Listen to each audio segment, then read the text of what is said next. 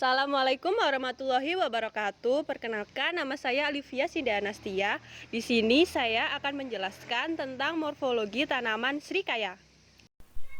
Klasifikasi dari tanaman srikaya yaitu memiliki kingdom Plantae, lalu subkingdom Tracheobionta, lalu superdivisi Spermatophyta, dan dari divisi Magnoliopsida, kelas Magnoliopsida, dari subkelas Magnolidae, ordonya Magnoliales, dari family Annonaceae, genusnya Annona, dan spesiesnya Annona squamosa L.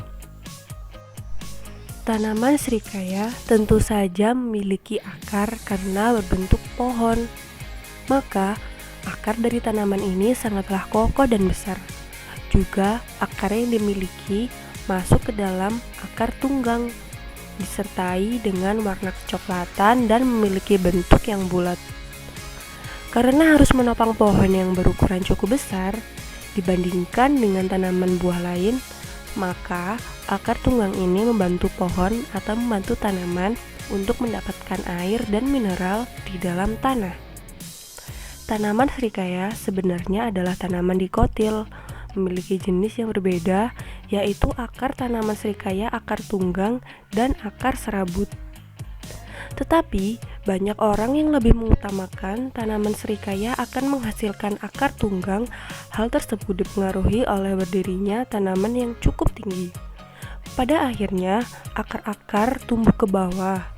Namun ternyata ada beberapa jenis tanaman srikaya yang diperbanyak dari biji dan beberapa tanaman yang diperbanyak dari cangkok ataupun stek. Akar tunggang tidak akan muncul, melainkan mereka akan berubah menjadi akar serabut panjang. Akar srikaya sendiri kurang lebih 1 hingga 2 meter, walaupun jenis akarnya masuk ke dalam akar serabut. Selanjutnya adalah batang. Tanaman srikaya memiliki bentuk yang cukup tinggi, bahkan hampir menyerupai pohon, di mana batang srikaya ini tentu saja cukup kuat dengan dahan berwarna coklat muda dan bagian di dalamnya berwarna kuning. Apabila Anda melihat bagian rantingnya dari pohon tersebut, warnanya serupa dengan batang utama, yaitu coklat disertai dengan bintik coklat muda. Sedangkan kulit pohon srikaya sangat tipis dan memiliki warna abu-abu. Tetapi Anda harus hati-hati karena getah kulit yang dihasilkan batang srikaya cukup beracun dan menyebabkan gatal-gatal, bahkan iritasi dan masalah kulit. Umumnya, para petani tanaman srikaya menggunakan sarung tangan tebal untuk memanen dan juga mengurus pohon srikaya. Tanaman srikaya yang sudah besar dan memiliki getah. Bagian lainnya yang bisa diperhatikan dari pohon tanaman srikaya yaitu bagian daun, di mana tanaman ini masuk ke dalam salah satu daun tunggal dan juga bertangkai kaku dan letaknya berselang-seling. Apabila dilihat, panjang daun srikaya kurang lebih 5 hingga 17 cm dengan lebar 2 hingga 8 cm saja. Sedangkan untuk panjang tangkai daun hanya memiliki panjang kurang lebih 0,5 hingga 2,5 cm. Rasa daun sangat pahit dan juga sedikit dingin.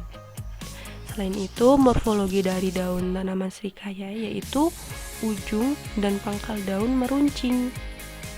Dasar melengkung bagian tepi daun rata, disertai dengan warna hijau kebiruan. Bahkan beberapa daun seringkali memiliki rambut ataupun gundul. Bagian selanjutnya yaitu bunga.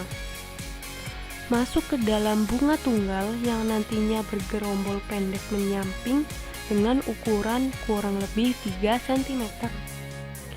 Selain itu, bunga juga dapat tumbuh di ujung tangkai ataupun di ketiak daun apabila dilihat serbu dari bunga tanaman srikaya sangatlah banyak.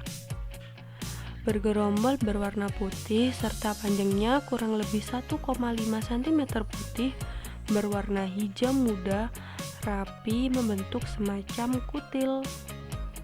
Panjangnya sekitar 1,3 hingga 1,9 cm dengan panjang 1,3 cm. Umumnya bunga ini akan tumbuh menjadi kelompok buah-buahan. Nantinya ketika menjelang masa panen akan berubah daun bunga, dapat membujur dan daun bunga bagian dalam sedikit lebih kecil dibandingkan dengan bagian luar. Bagian yang terakhir yaitu buah.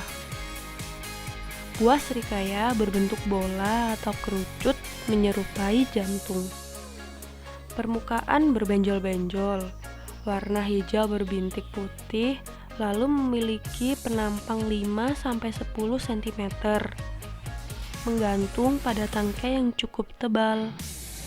Jika masak, anak buah akan memisahkan diri satu dengan yang lain, berwarna hijau kebiruan. Daging buah berwarna putih semi kuning, sangat manis. Biji membujur di setiap karpel, halus, coklat tua, hingga hitam. Panjangnya 1,3 sampai 1,6 cm. Biji masak berwarna hitam mengkilap.